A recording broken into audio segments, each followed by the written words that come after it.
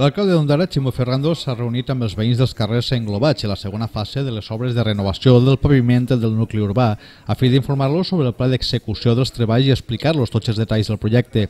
Més d'un centenar de veïns va assistir a aquest encontre amb l'alcalde, que va estar acompanyat en la seva compareixença pels tècnics municipals i pels responsables de l'empresa El Samex S.A., l'adjudicatària de les obres, a fi de resoldre tots els dubtes dels presents. Esta va ser la segona reunió mantesa per l'alcalde amb els veïns per tal d'explicar-los el projecte, que s'ha dividit per zones d'execució.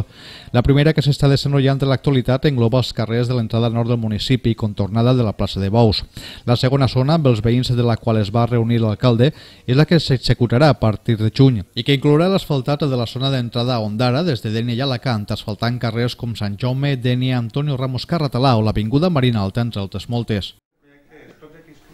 Dir-vos que, com sabeu, este és un projecte que ve ja de fa algun temps, que teníem presentat a la Diputació Provincial d'Alacant i que finalment l'any passat va obtenir l'ajuda per part de la Diputació d'una obra de més de 1.400.000 euros. Una obra que en aquests moments, en moltes ocasions ens preguntem si era necessària o no era necessària, però que sí que era una inversió que més tard o més pront es tenia que fer i era el moment de dir que sí, perquè teníem una important ajuda, que renunciar a aquesta obra significava renunciar a la possibilitat de poder fer aquesta obra. No podíem aplaçar-la per d'ací 2 anys, no podíem deixar-la per a més avant. Per tant, l'Ajuntament al final va decidir que dins del que era la política que havia portat de millorar o intentar millorar els carrers del municipi, seguir i continuar en aquesta línia i arribar a una part de la població que jo entenc en molts carrers que realment tenen molta necessitat, altres tenen menys, però que al final, quan es porta un plantejament d'asfaltat, es deu d'intentar arribar a tots els punts del municipi i a tots els carrers.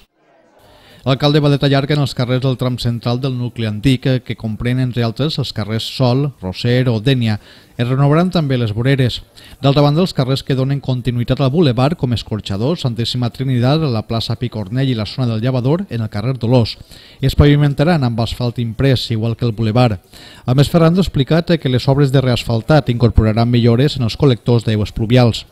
D'altra banda, des de l'oficina tècnica s'ha recomanat la substitució del bratge en els carrers Dénia i Sant Jaume pels deterioraments que estan causant les arrels i les conduccions d'aigua potable, les voreres i en algunes vivendes. Respecte a això, Ferrando s'ha compromès que tots els arbres que es retiren seran substituïts per altres espècies arbòries que no causen desperfectes. L'alcalde ha recordat l'envergadura de l'obra, ja que l'asfaltat de tots els carrers d'Ondara s'executarà amb un import de més de 1.410.000 euros, subvencionats per la Diputació Provincial d'Alacant. Ximo Ferrando s'ha posat a disposició dels veïns davant de qualsevol dubte o suggeriment que vulguin plantejar i va recordar que estem davant d'un projecte molt important per al municipi que deixarà en unes condicions immillorables els carrers.